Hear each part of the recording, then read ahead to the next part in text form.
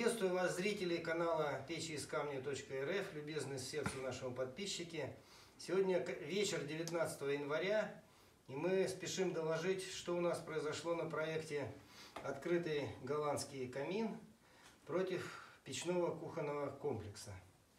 Значит, поверх шпангоутов мы выложили фанеру четверку, она гибкая по одной из осей, поэтому из нее легко было сформировать такое как бы борт, на котором будет заливаться несущая балка железобетонная.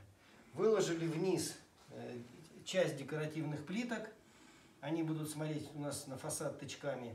Здесь у нас будут долевые проложенные плитки, они будут видны снизу, в проеме внизу будут видны. Вот.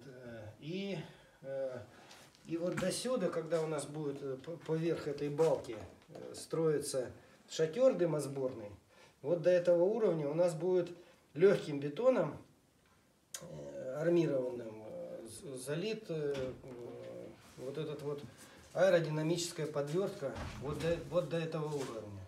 Нет, вот до этого. Вот до этого. А, вот здесь будет железобетонный, несущий, он будет армирован. Потому что здесь холодный воздух, тут сильно это не нагревается. Поэтому вот до этого уровня у нас будет несущий железобетон. Поверх него отсюда вот пойдут кирпичи с напуском в сторону дымохода. Будет такой дымосборный шатер. А здесь вот в районе, где холодный воздух выталкивает горячие пламена вверх, здесь будет такая сформированная аэродинамическая подвертка отсюда вот до сюда. Из легкого бетона.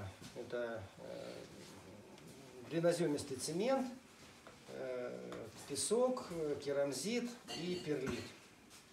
Ну, чтобы он был легкий, чтобы тепло, какое излучается от костра, не переходило вот на этот железобетон. Благодарю за внимание.